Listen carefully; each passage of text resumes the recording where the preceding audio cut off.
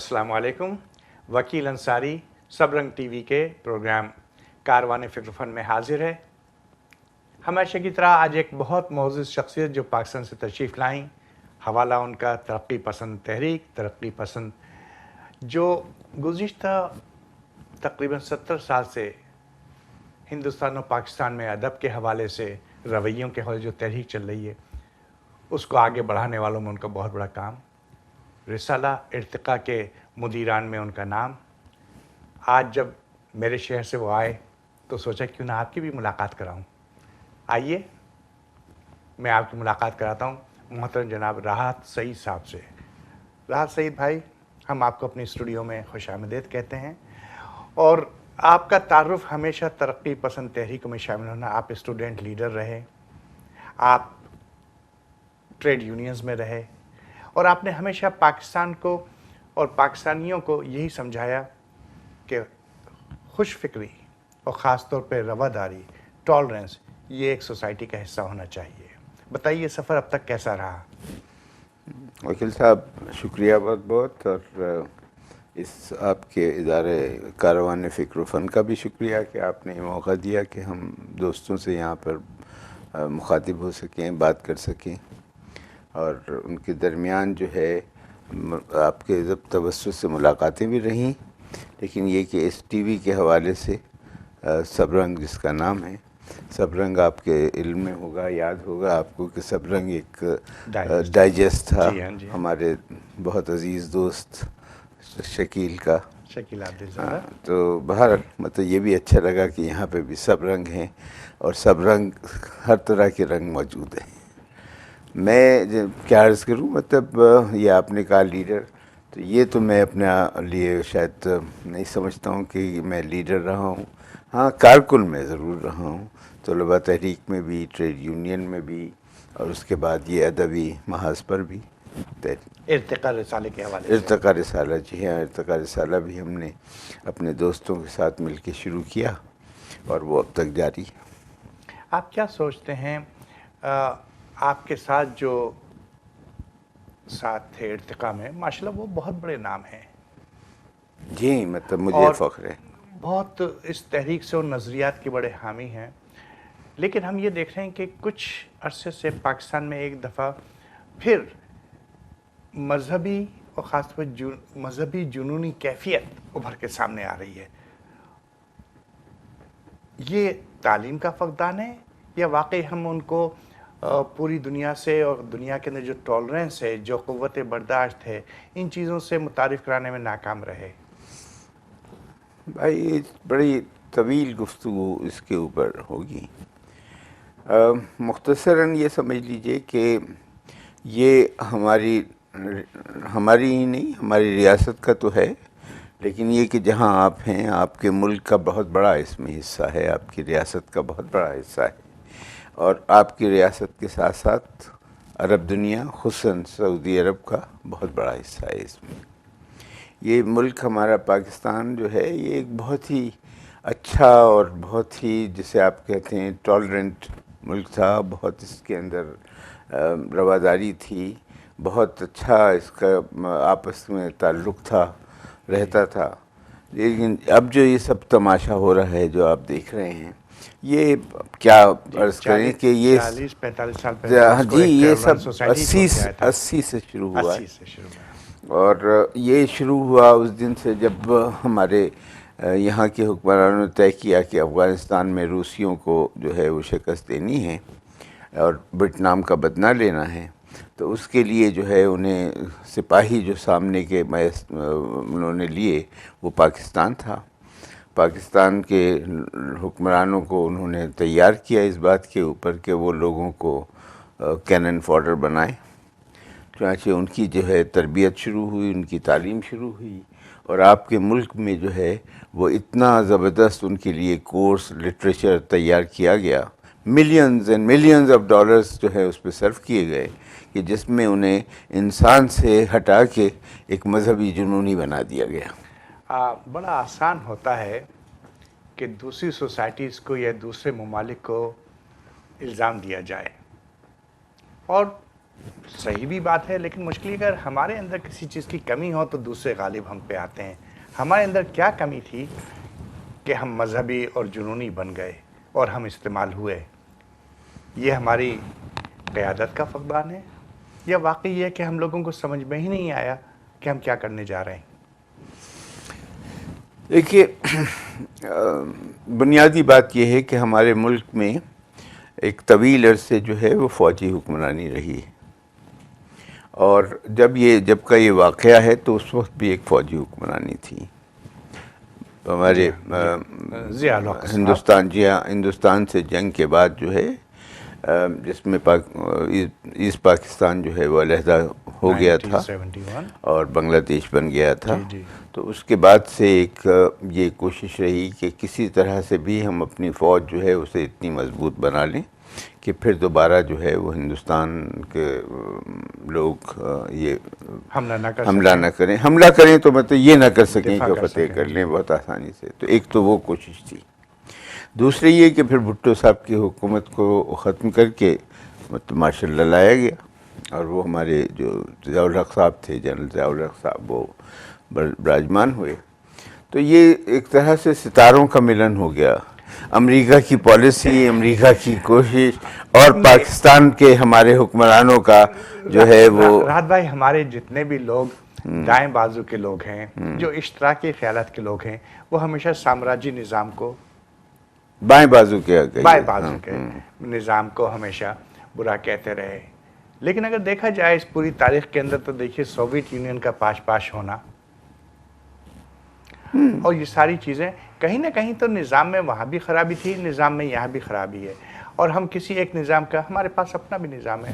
آئیے ہم اس کے سیاسی پہلوؤں پر ہمارا کون سا نظام ہے؟ ہمارا جو نظام ہے وہ میرا خیال ہے بہت اچھا آپ نے سوال کیا. ہمارا نظام کہتے ہیں کہ اسلامی نظام کا نفاذ. وہ کیا ہے؟ ہاں، یہ بہت اچھا سوال ہے. یہ سوالات بحث طلب ہیں. دیکھیے، اس پہ ہے یہ کہ اگر یہ ملک، مشکل ایسا لگ رہا ہے مجھے کہ آپ میرا انٹرویو کر رہے ہیں، لیکن میں آپ کو اس کا جواب دوں گا. کم سے کم ہم عوام کو یہی بتایا گیا کہ پاکستان کا مطلب کیا. اگر اس روشنی میں دیکھا جائے تو میرا خیال یہ کہ نظام صرف یہ ہوتا ہے عوام کی خواہشات کے مطابق سسٹم کو ترتیب دینا. اور اگر ہم سسٹم کو بنائیں جو عوام کی خواہشات ہیں، تو پاکستانی عوام ایک لبرل خیالات کے لوگ تھے ہمیشہ سے. اور جب میں پاکستان چھوڑ کے آیا تو ہمارے وہاں ٹالرنس تھی. اور آپ جو کہہ رہے ہیں میں اس سے اتفاق کرتا ہوں، لیکن مشکل یہ کہ ہم کسی ایک ملک کو الزام دے کے سکون سے نہیں سو سکتے بھائی اس نے خرابی کر دی. کچھ خرابیاں ہمارے اندر تھیں. وہ کیا خرابیاں تھیں؟ میں تو آپ کی اس بات سے بالکل متفق ہوں. میں کبھی بھی یہ بات نہیں کہتا کہ دوسرے، اس لیے کہ سائنس کا بھی ایک فارمولا ہے اور لا ہے ہمارے سماجی سائنس کا بھی کہ all external forces operate through internal forces. اگر ہم تیار ہی نہ ہوتے اس کے لیے تو وہ کیسے کر سکتے، کیسے استعمال کر سکتے. لیکن ہم نے وہی عرض کر رہا تھا کہ خود ہمارے ملک میں جو ہے وہ ایک بننے کے بعد سے ایک وہ رہی ہمارے ہاں ایک پالیٹی جو بنی، وہ یہ کہ ہم ہندوستان سے ایک جھگڑے میں مبتلا. بات یہی ہو رہی تھی راحت بھائی کہ ہم نے ہمیشہ اسی میں عافیت سمجھی کہ ہم امریکہ کو الزام دیں، روس کو الزام دیں، بھارت کو الزام دیں. اور یہ چیز اتنی ہو گئی ہے ہمارے معاشرے میں کہ ہم دوسروں کو الزام دے کے سکون سے بیٹھ جاتے ہیں. کبھی ہم نے گریبان میں جھانکنے کی ضرورت محسوس کی؟ بھائی بات یہ ہے کہ یعنی آپ کی بات سے میں 101% متفق ہوں. یہ جو ہمارے ہاں ایک بات بنی ہے کہ صاحب جو ہے جو تمام خرابیاں جو ہیں ہمارے اندر جو آئی ہیں یہ سب باہر والوں کی وجہ سے ہیں. جی ہاں، ایسا ہے نہیں. باہر والے جو بھی کر رہے ہوتے ہیں وہ اپنے مفادات کے لیے کر رہے ہوتے ہیں. ہم کیوں مطلب اندھے بنتے ہیں؟ ہم کیوں ان کے ہاتھوں میں کھلونا بنتے ہیں؟ وہ اس لیے کہ ہماری کچھ کمزوریاں ہیں، اور ہماری کمزوریاں جو ہیں وہ مطلب مختلف اینگل سے دیکھا جائے تو مختلف نکلتی ہیں.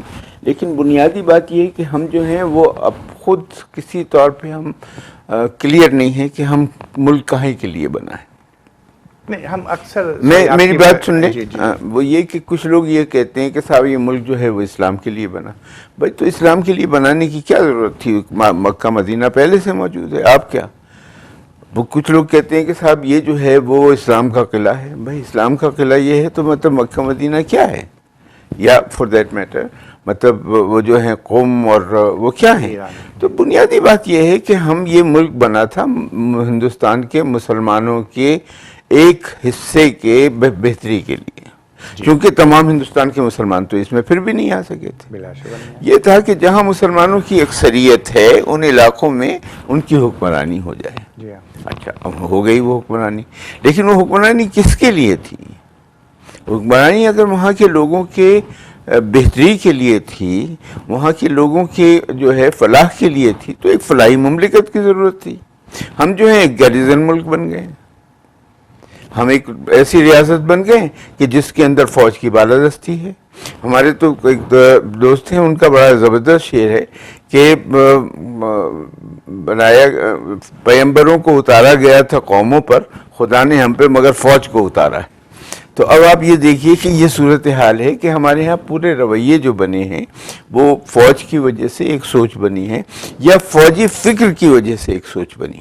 اب اس کے اندر جو ہے جب ہم ہندوستان دشمنی کو بنیادی رکھتے ہیں تو ہمارے ہاں وہ ٹالرنس خود بخود ختم ہوتی چلی جاتی. نہیں، آپ کی بات سے بہت سے لوگ اتفاق کرتے ہیں، لیکن اگر آپ پوری تاریخ دیکھیں جو جمہوری حکومتیں آئیں، چاہے وہ بھٹو صاحب کی حکومت ہو اور چاہے یہ بے نظیر صاحب کی حکومت ہو یا وہ سب کچھ ہو، بلا شبہ وہ جمہوری حکومت کہا گیا. لیکن آپ نے دیکھا کہ اس میں جس طریقے سے کرپشن ہوئے، جس طریقے سے پورا آپ دیکھ لیں کہ پاکستان کو لوٹا گیا، تو ہم فوج کو ہی الزام دے کے اور ہو جاتے ہیں. لیکن بعض جگہ پاکستانی عوام فوج کے آنے پہ خوش بھی ہوتے ہیں، میجورٹی عوام کی خوش بھی ہے اور ٹالرنس بھی ہے. خیر یہ بحث چلتی ہے، لیکن یہ ہے کہ فوج کے آنے کے بعد یا جمہوری حکومتوں میں آج کل جیسے گزشتہ 20-25 سال سے نہیں، کم سے کم 10 سال سے جمہوریت ہے، اس سے پہلے جمہوریت رہی ہے.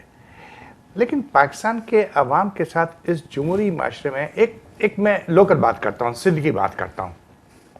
اکثر میرے دوست کبھی کبھی سندھ سے خبریں بھیجتے ہیں تو اس میں ایک عجیب، ساری باتوں کے باوجود کہ دہشت گردی ہے، ساری باتوں میں کرپشن ہے، سب کچھ ہے اور جمہوریت کا نعرہ بھی ہے، لیکن اس کے ساتھ ساتھ یہ بھی دیکھا ہے کوئی اگر بولے تو معلوم ہے تھوڑے دنوں میں وہ اغوا ہو جاتا ہے یا تھوڑے دنوں میں لاپتہ ہو جاتا ہے اور حکومت وقت اس کا جواب نہیں دے پاتی اس شخص کے ساتھ کیا ہوا. یہ ایک اتنا بڑا مسئلہ جو آج کل میرے دل کے قریب ہے اور میرے دوستوں کے دل کے قریب ہے کہ دیکھیے کوئی آدمی اگر اس دنیا سے چلا جائے تو ہم رو دھو کے چپ ہو جائیں گے، لیکن اگر کوئی لاپتہ ہو جائے تو اس کے گھر والے کیا کریں. اس سہانے پہ مجھے پتا ہے کہ بہت سے لوگ اور خاص طور پہ جتنی پروگریسو سوسائٹیز ہیں وہ لوگ بہت چاہتے ہیں کہ اس کا کوئی حل نکلے، کم سے کم جمہوری حکومتوں کے نام یا جمہوریت کے نام پر اس قسم کی چیزیں جو ہو رہی ہیں اس کی آپ کتنی مذمت کریں گے؟ بھائی بات جو ہے وہ پوری ہو نہیں سکی. بنیادی طور پر بات ہے ریاست کے اسٹرکچر کی کہ یہ ریاست ہے کس طرح کی. یہ ریاست جیسا میں نے عرض کیا ایک گیریزن اسٹیٹ ہے. اس میں بالادستی جو ہے وہ فوج ہی کی ہے، افواج کی ہے، چاہے وہ سامنے آپ کو ڈیموکریسی نظر آ رہی ہو، چاہے وہاں پہ الیکٹڈ ریپرزینٹیٹیوز ہوں، چاہے وہاں پر فوج کی ڈائریکٹ نمائندگی ہو، لیکن حکمرانی فوج ہی کی ہے، اصل میں افواج کی ہے. اور اس کے اندر جو ہے سمجھ لیں کہ پہلی بات جو ہے وہی طے کرتے ہیں کہ کون جو ہے قوم وہ پیٹریوٹ ہے اور کون نہیں ہے، کون جو ہے کس کو سرٹیفکیٹ وہ دیتے ہیں. آپ یہ دیکھیں کہ آج جو ہے نواز شریف کو جو ہے سیکیورٹی رسک اور یہ کہا جا رہا ہے کہ راکے ایجنٹ ہیں، پر کل جو تھا بے نظیر کو کہا گیا کہ یہ سیکیورٹی رسک ہیں پرسوں. یعنی آپ کب سے شروع کیجئے دیکھیے فضل الحق جنہوں نے مطلب جو ہے قرارداد پیش کی تھی، وہ ان کو کہا گیا کہ یہ جو ہیں یہ پاکستان کے دشمن ہیں. جب وہ وہاں پر ایسٹ پاکستان میں 1951 کے الیکشن ہوئے اور وہاں پہ مسلم لیگ ہاری تو اس کے بعد جو ہے ان کو کہا گیا. تو یہ سب اس کو میرا خیال ہے کہ بہت طویل تاریخ بحث ہے. لیکن کمنگ بیک جو آپ نے سوال کیا وہ یہ کہ اب اس کے اندر یہ ہے کہ جو فوج طے کرتی ہے، ہماری افواج جو طے کرتی ہیں اور افواج کی جو انٹیلیجنس ایجنسیز طے کرتی ہیں کہ کون جو ہے ملک دشمن ہے اور کون ملک دوست ہے، تو اس میں اگر کوئی بھی چیز ان کو لگتی ہے کہ ہمارے مفاد کے خلاف ہے تو وہ اس کو جو ہے مطلب پسند نہیں کرتے. جیسا آپ نے کہا کہ اگر کوئی آواز اٹھے اس کو اغوا کر لیا جاتا ہے. اب میں تو یہ ایک عام بات کہی جاتی ہے کہ صاحب وہ جو ہے وہ فوج ایجنسیز نے اغوا کیا ہے. لیکن مطلب ظاہر ہے کہ نہ مجھے پتا ہے، نہ آپ کو پتا ہے، نہ عام آدمیوں کو کیا ہے. صرف اتنا ہے کہ وہ خاندان والے روتے رہتے ہیں، اور جب وہ کبھی کوئی چھوٹ کے آ جاتا ہے تو وہ اس کے زبان پہ جو ہے تالا لگ جاتا ہے، اس سے بولا نہیں جاتا، اس سے کوئی بتا نہیں سکتا کہ کیا ہوا ہے. Benefit of doubts in landlords کو بھی دے سکتے ہیں، ان وڈیروں کو بھی دے سکتے ہیں. ان کے خلاف اگر بات کی ہو تو ٹھیک. ان کی جب اپنی جیلیں موجود ہیں وہاں پہ نہیں، اگر ان کے خلاف بات کی ہو تو پھر بات سمجھ میں آتی ہے کہ وہ لے جائیں گے. لیکن اگر بات کی گئی ہو نظام کے خلاف، ریاستی نظام کے خلاف، اگر وہاں پہ یہ بات کی گئی ہو کہ سندھ کے لوگوں کو حقوق نہیں مل رہے، اگر وہاں یہ بات کی جا رہی ہو کہ صاحب یہ جو ہے مطلب بالادستی کی اس جنگ کے اندر جو ہے وہ عوام کو حقوق نہیں مل رہے، اور اس کے بعد کوئی غائب ہو تو پھر وہ ریاست کی بات آتی ہے. ہم ایک منٹ کو یہ فرض کر بھی لیں کہ صاحب اس میں ہماری فوجی ایجنسیوں کا کام ہے کہ لوگوں کے ساتھ اس قسم کا رویہ رکھیں. فرض کر لیں. ترکی کے اندر بھی، ترکی کے آئین میں بھی فوج کو ایک اہمیت دی گئی ہے، اور فوج ایک طرح کی چوکیدار ہے، جو کہ یہاں کوشش کی گئی پاکستان میں بھی. اور کچھ لوگوں کا خیال تھا کہ فوج کو ایک ڈسٹنس سے رہ کے چیزیں دیکھنا بھی چاہیے، کیونکہ پاکستان کے اندرونی حالات میں لوگ. تو اس میں کیا برائی ہے کہ اگر فوج کہیں پہ، کیونکہ دیکھیے کچھ لوگ تو پکڑے گئے ہیں جو بہت ہی قریب پکڑے جانے چاہیے، ان کو سزا بھی ملنی چاہیے. بھائی ہم تو یہ کہتے ہیں جن کو آپ نے یہ جو ہے جو غائب ہوئے ہیں، اگر یہ ریاست کے لوگوں نے غائب کیے ہیں، اگر نہیں کیے ہیں تو پھر ریاست کی ذمہ داری کہ انہیں بازیافت کرے. اور اگر ریاست نے کیے ہیں یا ان کی کسی ایجنسی نے کیے تو بھئی آپ ان کے اوپر مقدمہ چلائیے. اگر وہ ملک دشمن ہیں تو انہیں آپ سزا دیجئے، چاہے پھانسی کی سزا ہو. یعنی ہمیں اس پہ کوئی اعتراض نہیں ہے، بالکل کوئی اعتراض نہیں ہے کہ اگر کوئی ملک دشمنی کر رہا ہے تو آپ اس ملک دشمنی کی اسے سزا ملنی چاہیے. لیکن غائب کر دینا جو ہے، ان کا غائب ہونا، یہ بہت تکلیف دہ بات ہے. پاکستان میں وکلا کی تنظیمیں ہیں جو جدوجہد سیاست میں بہت آگے ہیں. جب یہ سب کچھ چیزیں ہونی تو وہ جو جمہوریت کے نعرے لگاتے لگاتے نہیں تھکتے ہیں یہ وکلا، کیوں نہیں وہ اس قسم کی چیزیں لے کے عدالت میں جاتے ہیں لیکن یہ کہ کوئی ان کو بتا ہی نہیں پاتا ہے. عدالت جو ہے وہ بھی کہہ دیتی کہ بھئی ایجنسیوں کو کہ آپ جو ہیں بتائیں، اور کچھ ہوا بھی ہے، ایجنسیوں نے کچھ قبولا بھی ہے، لیکن جنرلی نہیں قبولتے ہیں. تو جو عدالت کو جواب نہیں ہے، تو جو عدالت کی ریٹ ہے وہ نہیں چلتی. اس سوسائٹی میں ویسے بھی نہیں چل رہی ہے. ابھی آپ مطلب جو ہمارے وزیر اعظم اور وہ لوگ ہیں ان پہ کہاں چل رہی ہے بھائی؟ ایکس وزیر اعظم. سوسائٹی میں آپ جیسے حساس لوگ، لبرل لوگ، روشن خیال لوگ، جن کا زندگی گزرے کام کرتے ہوئے، لیکن آج پاکستان کے قیام کو 70 سال ہو گئے، نظر یہ آ رہا ہے کہ پاکستان ریورس ہو رہا ہے. جی، ہمارے جو بھی مفادات ہیں، ہم دوسروں کے مفادات کے لیے کام کر رہے ہیں. ہمارے وہ چاہے فوجی حکمراں ہوں، چاہے پاکستان کے سیاستداں ہوں، کہیں پہ ایسا نظر، ایک روشنی کرن نظر نہیں آ رہی کہ آج ہماری حالت بدل جائیں گے. مشکل ہے. روشن خیال تحریک نے، ترقی پسند مصنفین نے، شعراء نے، سب نے بہترین شاعری کر کے ایک اچھی معیار، اچھی سوسائٹی کو قائم کرنے کی کوشش کی. لیکن آج ہم کہاں کھڑے ہیں؟ یہ ایک ایسا سوال ہے جس کا جواب میرا خیال نہ آپ کے پاس ہے، نہیں، نہ میرے پاس ہے. مگر ہمارے پاس ایک ہی ہے، اور وہ یہ ہے کہ ہماری ذمہ داری ہے کوشش کرنا. وہ ہم کوشش کرتے رہیں گے، اور کوشش کرتے رہے ہیں اور کوشش کرتے رہیں گے. ہماری ذمہ داری ہے کہ ہم جو ہے روشن خیالی کا پرچار کرتے رہیں، چونکہ یہ ایک سوسائٹی کا ہمارے اوپر قرض ہے، یہ معاشرے کا ہمارے اوپر قرض ہے. جو ہم نے سیکھا ہے، ہم اپنے اس سیکھ کو، اپنے اس علم کو، اپنے اس معلومات کو، ان سب کو ہم دوستوں تک پہنچائیں. اور وہ یہ ہے کہ انسانوں کی فلاح جو ہے وہ روشن خیالی، روشن فکری کے اندر ہے. وہ ہم ہر طرح سے کوشش کر رہے ہیں، اپنی بساط پر کوشش کر رہے ہیں اور کرتے رہیں گے. بہت خوب. یہ آپ کا پیغام میرا خیال ہے اوورسیز پاکستانی، بلکہ لاکھوں اوورسیز پاکستانی سن رہے ہیں. دوستوں، بلا شبہ ہم امریکن ہیں، امریکن ماحول میں رہتے ہیں، لیکن جو ہمارے ساتھ زمین کا قرض ہے، اس مٹی کا قرض ہے، اس کو چکانے کے لیے اکثر ایسے احباب کو ہم مدعو کرتے ہیں जिनसे सुने कि हमारे मुल्क के अजीज़ के हालात जो हैं उसको कैसे ठीक किया जाए, कैसे संवारा जाए। बिलाशुबा एक हम अच्छी सोसाइटी में रह रहे हैं, हम वो सारी चीज़ें देख रहे हैं कि हमारी सुनवाई भी होती है, अदालतें भी काम करती हैं। तो दोस्तों, इतनी खूबसूरत बातचीत हो रही है, इस बातचीत को हम मज़ीद आगे बढ़ाने के लिए, लेकिन इस वक्फे के बाद। Mohammad Shafiq CPA, Income Tax, Accounting, Payroll, Sales Tax, Financial Statements, IRS Representation, New York में पाकिस्तानी कम्युनिटी का जाना पहचाना नाम मोहम्मद शफीक CPA। अपने पर्सनल और बिजनेस टैक्स के लिए या IRS की तमाम प्रॉब्लम्स के लिए मुझसे रब्ता करें। King plaza 3747 73rd Street, Suite 204, Jackson Heights, New York 718-205-2400। और खुशामदीद एक बार फिर कारवान फ़िक्र-ओ-फ़न में आपको खुशामदीद कहा जाता है। हम बातचीत कर रहे थे अपने वक्त के और हमारे वक्त के एक बहुत प्रोग्रेसिव ख्यालात के रखने वाले राहत सईद भाई से। राहत सईद साहब हमारे कराची से तशरीफ़ लाए। इनका ताल्लुक़ सहाफ़त से भी है, कारकुन भी हैं, जिसको कहे जाते हैं खुश फ़िक्र, और ख़ास तौर प्रोग्रेसिव ख्यालात की वजह से पूरे खित्ते में पहचाने भी जाते हैं। बात ये हो रही थी सईद भाई, आपने बड़ा अच्छा सवाल उस वक्त किया था कि हम कौन सा निज़ाम चाहते हैं।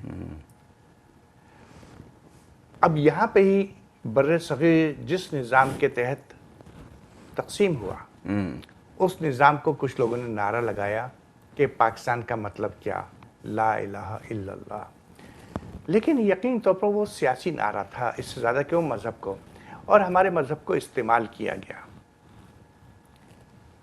जी, इस बात से आप इत्तेफाक करेंगे। और ये बाद में जो लोग आए, मतलब मौलाना, आज नहीं, कब इस्तेमाल नहीं किया गया भाई? कौन सा दौर ऐसा गुजरा है जबकि मजहब को नहीं इस्तेमाल किया गया?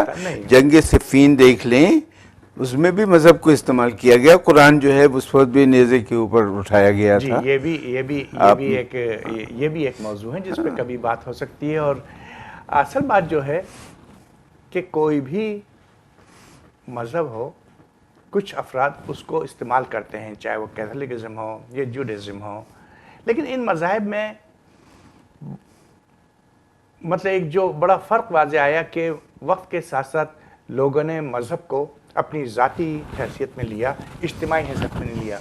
लेकिन आज भी हमारे जो रियासत का तसव्वुर है, वो रियासत का तसव्वुर सिर्फ ये है कि जुदा हो दीन सियासत से तो रह जाती है चंगेज़ी।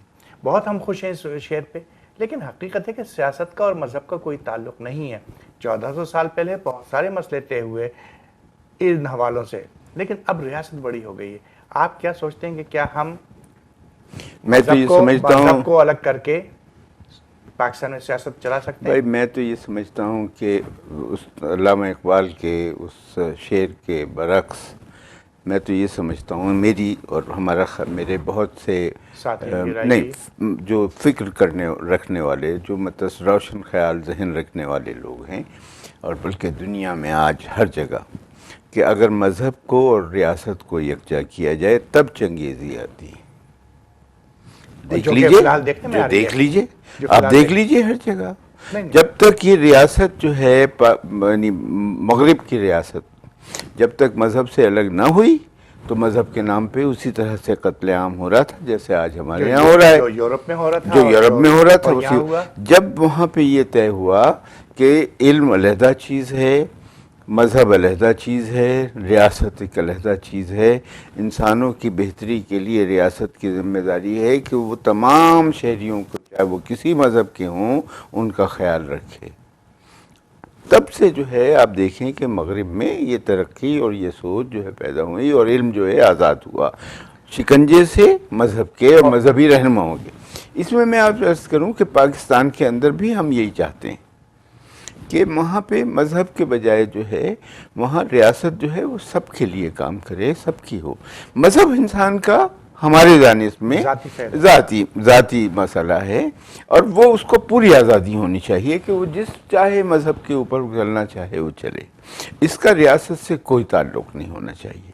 لیکن پاکستان کے اندر کانسٹیٹیوشن جو بنا ہے اس کے اندر لکھا ہوا ہے، اب پاکستان کے اندر جو ہے کوئی پریزیڈنٹ اور کوئی پرائم منسٹر جو ہے وہ نہیں ہو سکتا، غیر مسلم نہیں ہو سکتا، تو اس کا مطلب ہم نے طے کر دیا کہ ہمارے ہاں جو ہے انسان پورے سب کے سب برابر نہیں ہے۔ اب یہ سب جو ہے یہ ظاہر تکلیف دہ بات ہے، اور اس سے جو ہے ریاست کا کیریکٹر ایسا بنتا ہے کہ جس میں وہ انسانوں کی فلاح کے بجائے جو ہے وہ حکمرانوں کی فلاح کی طرف چلا جاتا ہے۔ اب آپ دیکھ لیجئے آج کا دور دیکھ لیجئے، یا مطلب جب سے یہ قائم ہوا ہے اس وقت سے دور دیکھ لیجئے کہ حکمراں جو ہیں وہ صرف وہ طبقہ اور وہ سیکشن صرف اپنی فلاح کے لیے کام کرتا ہے۔ نہیں، یہ بڑی اچھی بات آپ نے کہی، اور جدید حوالے سے کہہ سکتا ہوں شاید سنگاپور یا ملائیشیا میں اب ایک مسلمان خاتون وہاں کی وزیر اعظم بنی، جی جبکہ وہاں بھی صدر بنی، جی سوری۔ تو یہ بات ہے کہ اس بات کو اگر آپ پہنچائیں چند طبقوں تک پاکستان میں، اور خاص طور پہ وہ جو مذہبی طبقہ ہے، وہ فوراً ہمیں جی اس لیے کہ اس کی پشت پناہی ہو رہی ریاست کی طرف سے، ریاست کی طرف سے پشت پناہی ہو رہی ہے۔ وہ جو ایک جمعرات کو جس کو ہم گھر سے کھانا بھیجا کرتے تھے مولوی کو، آج اس کے پاس جو ہے وہ کلیشن کوف بردار اس کے وہ ہیں پہرے دار ہیں، اور اس کے پاس جو ہے وہ 4 ویلرز گاڑیاں ہیں بڑی بڑی، اور وہ جو ہیں ان کے مدرسے جو ہیں وہ قلعے بن گئے ہیں۔ تو ہم اس سلسلے میں بلا شبہ مذہب ایک بہت پیاری چیز ہے، لیکن جو لوگ اپلائی کر رہے ہیں اپنے مفادات کے لیے، ہم ان لوگوں کے خلاف جنگ کرنا چاہتے ہیں۔ خدا نخواستہ ہمارا مقصد یہ نہیں ہے کہ ہم وہ کیجئے۔ آپ لوگوں نے جو کہ ترقی پسند کہتے ہیں اپنے آپ کو، اور آپ نے جس کا پرچار کیا اور مدتوں پرچار کیا، اور آپ کے فالوور بہت سارے ہیں، روشن خیالی بہت ہی پیاری چیز ہے، پروگریسو سوچ بہت ہی پیاری چیز ہے، اور میرا خیال ہے کہ پروگریسو سوچ آج سے 1500 سال پہلے بھی تھی، پروگریسو سوچ بیچ میں بھی آئی ہے، نہیں رہے گی، اور آج بھی ہم یہودیوں کے ساتھ اور عیسائیوں کے ساتھ رہیں، اور اسلامی معاشرے میں وہ لوگ رہیں، ان کے حقوق ملے ہیں۔ تو ہم یہ کون سا اسلام فالو کر رہے ہیں کہ ہم وہاں کسی کو نامسلم قرار دے دیتے ہیں؟ اور خاص طور پہ جمہوری حکومتیں ایسے آئین میں ترمیم کیوں نہیں کرتی ہیں؟ جمہوری حکومتوں کو چاہیے کہ اس آئین میں ترمیم کریں۔ کیا بھائی مطلب یہ کہ پھر ہم پوری طویل بحث میں چلے جائیں گے۔ گیریزن اسٹیٹ جو ہے اس کے مفادات یہ ہیں کہ جو چھوٹے چھوٹے سے حکمران ہیں، زمیندار ہیں، وہ اپنی زمینداری اور جاگیرداری اپنی رعیت کو جو ہے قابو میں رکھیں۔ چلیے ہم اس بحث کو مختصر یوں کرتے ہیں کہ آئیے آج کے حالات میں آتے ہیں۔ ناظرین، ہم کو پتہ ہے کہ ابھی عدالت کے حوالے سے بھی یہی کہا گیا کہ اس پہ بھی فوجی اثرات ہیں، یا فوج کی منشا کے مطابق کام کر رہی ہے۔ نواز شریف حکومت کے بارے میں ہم بات کرتے ہیں، بڑی عام سی بات ہے۔ ہم نے نواز شریف کا کہنا یہ ہے، نواز شریف اور ان کے حامیوں کا کہنا یہ ہے کہ یہ عدالت جو ہے یہ فوج کے منشا کے مطابق کام کر رہی ہے۔ دیکھیے یہ ان کا کہنا ہے، لیکن ایک عام آدمی جو دیکھ رہا ہے اس کے اندر، یہ دیکھ رہا ہے کہ ملک کے اندر فراڈ، کرپشن، اور پھر ان کی اپنی ذاتی فیکٹریوں میں کچھ ایجنسیز دوسری ملکوں کے لوگ کام کر رہے ہیں، اور پھر اگر اس کو روکنے کی کوشش کی جائے تو آپ کہتے ہیں کہ یہ ایجنسیاں جو ہیں یہ، میں تو یہ نہیں کہہ رہا ہوں، میں تو یہ عرض کر رہا ہوں، عام طور پہ نہیں میں تو یہ ایک عام بات جو ہے اسے چھوڑیے، بات بنیادی یہ ہے کہ یہ بات تو سب کے سامنے ہے اور اعظم من الشمس ہے کہ جو ہمارے حکمران ہوتے ہیں وہ لوٹ کے لیے ہوتے ہیں۔ ان کا کاروبار جو ہے وہ ہے کہ وہ طاقت حاصل کر کے لوٹیں، اور یہ جو ہے یہ کھل کے سامنے آ گیا کہ نواز شریف صاحب، اس سے پہلے زرداری صاحب، اور اس کے علاوہ جو جس کے بس میں چل رہا ہے۔ بھائی بات یہ ہے کہ اگر آپ کسی دفتر میں جائیں اور چوکیدار کسی صاحب سے ملنا چاہیں تو چوکیدار کو جو اس کا گیٹ کیپر ہے، جب تک آپ اس کو پیسے نہیں دیں گے تب تک آپ اندر نہیں جا سکتے۔ جب تک پوسٹ آفس والا جو ہے وہ آپ کے لیے جو خط لاتے ہیں یا رسالے ہمارے پاس آتے ہیں تو وہ 1-2 رسالے جمع کرتے رہتے ہیں، عید کارڈ جب آتے ہیں تو وہ عید کے بعد 3-4 دن کے بعد آتے ہیں کہ بھائی آپ جو ہیں وہ ذرا ان کو دیجیے۔ یہ تو ہمارے معاشرے کی نہیں تو یہ معاشرے پھر آپ چلیے آج میں ایک روشن خیال، ایک پروگریسو راحت سعید کو دعوت دیتا ہوں کہ مجھے पाकिस्तान की रियासत को कहाँ से मैं शुरू करूं और रियासत क्या होगी आज से 2 साल के बाद, मैं आपको मुख्तसरन बताइए कि कहाँ से हम शुरू और करें? ज़्यादा खराबी होगी 2 साल के बाद, इससे ज़्यादा खराब हो गया। आप क्या जितना कर सकते हैं उसको सही हम बनाने तो में? भाई कुछ नहीं, हम तो ये कर सकते हैं कि जो बात हम सही समझ रहे हैं उसे लोगों तक पहुंचाएं। हम तो ये बात समझ रहे हैं कि ये जो है, जैसे आज बात की जा रही है, मतलब हमारे एक वज़ीर आज़म, एक्स वज़ीर आज़म और उनके साथियों को और उनकी औलाद, उन सबको जो है अदालत में कटहरे में पेश कर दिया गया है और वो इसको मानने के लिए तैयार नहीं है। तो ये दो कुव्वतें एक आमने सामने हुई हुई हैं। क्या दूसरी कुव्वत जो है, क्या वो करप्शन नहीं करती? कैसे बात बनेगी जब एक करप्शन करने वाले जो हैं दूसरे करप्शन करने वालों को कहेंगे कि भाई तुम चोर, फिर जब उनका मौका आएगा वो उनको कहेंगे कि चोर। तो इससे नहीं काम चलेगा। इस लड़ाई के अंदर बलूचिस्तान के अवाम, सिंध के अवाम, पंजाब के अवाम, पख्तूनख्वा के अवाम, आज़ाद के, हर जगह के अवाम जो हैं वो पिस रहे हैं। लेकिन वहाँ पे जो बेचैनी पाई जा रही है, देखिए 2 बेचैनियाँ बलूचिस्तान में और सिंध में पाई जा रही हैं। सेंट्रल गवर्नमेंट मजबूत नहीं है, बल्कि ना होने के बराबर है। जैसा कि अभी कुछ अर्से पहले किसी हिंदुस्तान के सियासतदान का कहना था कि अब 5-6 महीने की बात है, हम ये करने वाले, वो करने वाले। तो क्या हमारी एजेंसीज की समझ में कुछ नहीं आ रहा कि पाकिस्तान किस सिमत में जा रहा है और हम क्या करें?